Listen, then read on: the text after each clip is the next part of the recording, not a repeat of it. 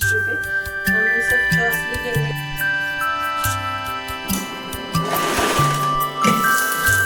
मन कहता है सो जा, काम का क्या, काम तो कल भी हो जाएगा, आज थोड़ा आराम कर ले। मैं कहती हूँ नहीं, जो भी करेंगे आज करेंगे और अभी करेंगे। Hello friends, welcome back to our channel. तो फ्रेंड्स, आज हम बात करेंगे कुछ ऐसी जिससे कि मैं हमेशा मोटिवेट होती रहती हूँ और आपको भी इससे मोटिवेशन मिलेगा। तो चलिए फ्रेंड्स, देर नहीं करते हुए आगे बढ़ते हैं। Time management. टाइम मैनेजमेंट भी बाकी सारी स्किल्स की तरह एक स्किल ही है। तो कई लोग के मुझे कमेंट्स आते हैं कि काम किया नहीं जाता है, काम करती हूँ तो आलस आता है, या फिर रूटीन फॉलो नहीं हो पाता, या तो फिर किसी के पास बच्चे होते हैं या घर पे मेहमानों का आना जाना रहता है। तो ये सब बातें कई महिलाएं फेस करती हैं। तो आज मैं बात करूँगी होम मेकर की। अब ये होम मेकर या तो वर्किंग हो सकती है या नॉन वर्किंग भी। हम टाइम मैनेजमेंट के लिए हम क्या करते हैं कि कई बार हम अपना टास्क लिख देते हैं, पर हम वो टास्क लिख तो देंगे पर हम फॉलो नहीं कर पाते। आजकल सोशल मीडिया का ज़माना है, तो हम क्या करते हैं कि हमारा बहुत सारा जो टाइम होता है वो हम सोशल मीडिया में ही गंवा देते हैं। हम बार बार वीडियोस देखेंगे, रील्स देखेंगे और देखते देखते हमें इसकी एक लत लग जाती है और हमारा समय कब बीत जाता है वो हमें पता ही नहीं चलता। और हम जैसी कई महिलाएं क्यों देखती हैं ये कि या तो किसी के घर का माहौल अच्छा नहीं हो, या हमें कोई मोटिवेशनल स्पीच देखनी हो कि हम उस ये चीज़ देखेंगे तो उसी तरह से हम काम करेंगे, या फिर कुछ ऐसे वीडियोस देखते हैं जो कि हमें सीखने को मिलते हैं, जैसे कि कुकिंग वीडियोस, स्टिचिंग वीडियोस, इस तरह के। आप इस तरह के वीडियोस देखिए ज़रूर, पर उसका एक टाइम लिमिट बना दीजिए। अगर आपको आधा घंटा सोशल मीडिया पे अपना टाइम स्पेंड करना है तो आधा घंटा कीजिए, या फिर 1 घंटा करना है तो 1 घंटा। बस एक टाइम लिमिट रखिए उसकी। आप हमेशा ऐसी ही वीडियोस देखिए जिससे कि आपको मोटिवेशन मिलता है या फिर कुछ सीखने को मिलता है। और अगर आप ऐसी वीडियोस देख रही हैं जो आपको दुखी करती है या डिमोटिवेट करती हैं, तो आप उनको नहीं देखिए, और उन्हें अगर आपने सब्सक्राइब किया हो तो उन्हें अनसब्सक्राइब कर दीजिए। और अगर हम सोशल मीडिया पे ऐसे वीडियोस देखते हैं जिससे कि हम अपना पूरा दिन का जो भी टास्क हो उसे कंप्लीट कर लें, तो देखिए आप, पर आप उस चीज़ को पूरा नहीं फॉलो कीजिए। स्टार्टिंग में आप धीरे धीरे उस चीज़ को फॉलो कीजिए। जैसे कि स्टार्टिंग में आपने 2-4 टास्क को फॉलो किया है, उसके बाद आप धीरे धीरे आगे बढ़िए। ऐसा नहीं कि आपको सारा काम एक साथ करना हो और फिर आप अगर उस काम को कंप्लीट नहीं कर पाओगे तो आप उल्टा डिमोटिवेट हो जाओगे कि मैं तो ये कर ही नहीं सकती। और कई बार क्या होता है कि हम घर में पूरा दिन काम करते हैं और उसके लिए हमको कोई एप्रिसिएशन नहीं मिलता है, और इस चीज़ से भी हम कई बार निराश हो जाते हैं। और रात को जब हम सोने जाते हैं बेड पे, तो हमारे दिमाग में यही बातें घूमती रहती हैं कि हम पूरा दिन काम करते हैं, हम अपनी पूरी जिम्मेदारियां निभाते हैं, फिर भी हमें कोई हमारी सराहना नहीं करता। और ये बात सच भी है कि अगर हम घर में कितना भी काम करें, कितनी भी जिम्मेदारियां निभाएं, पर हमें घर से कोई भी एप्रिसिएशन नहीं मिलेगा, कोई हमारी सराहना नहीं करता कि हमने ये काम अच्छा किया है।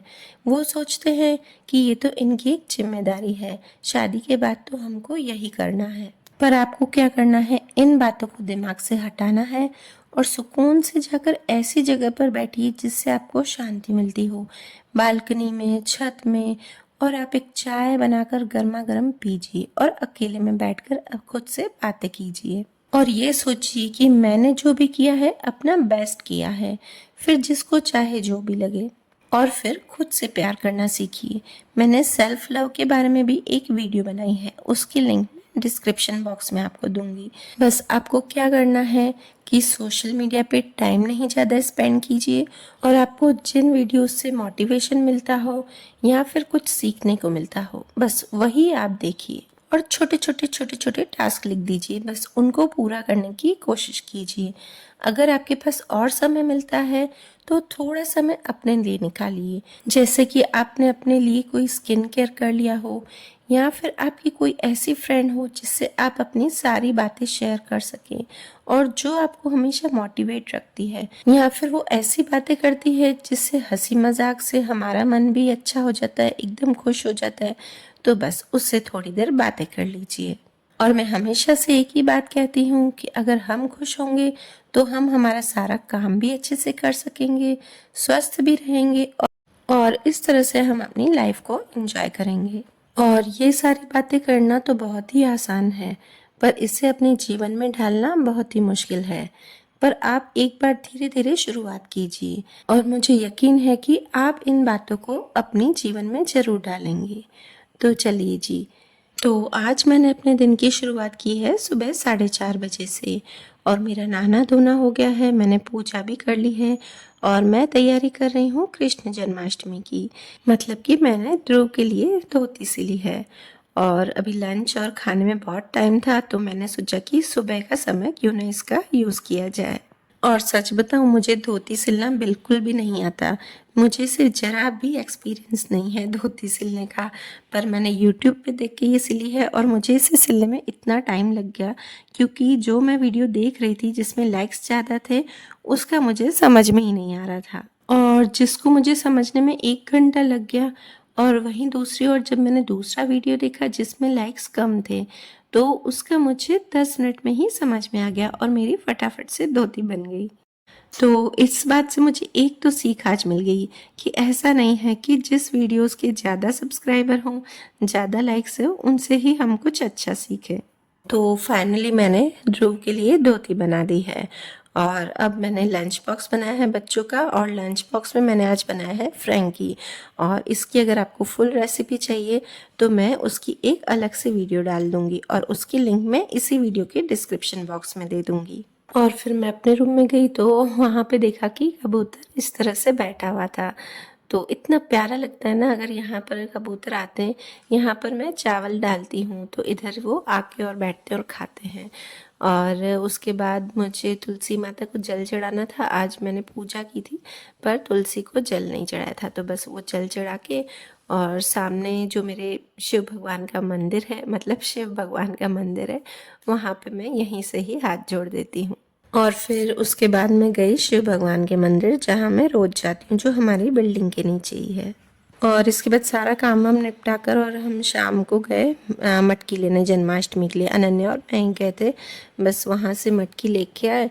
और मैंने जब तक खाना वाना बनाया तो अनन्या ने बोला कि मम्मी मटकी ऐसे नहीं दिखाना, आप वीडियो में अगर दिखानी हो तो मैं आपको कलर करके देती हूँ, क्योंकि जो मटकी हमको बिना कलर की 50 रुपीज़ में मिल रही थी, वही हमको कलर वाली 80 और 90 रुपये में मिल रही थी।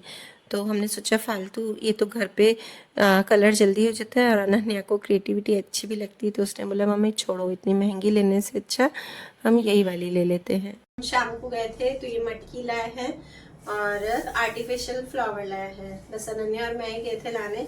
वैसे तो मैं कभी भी आर्टिफिशियल फ्लावर नहीं लगाए जन्माष्टमी पे, हम सिर्फ जो असली गेंदे के फूल आते हैं ना, कोई भी फ्लावर जो रियल फ्लावर होते हैं ना, उससे ही डेकोरेशन करती हूँ पूरा।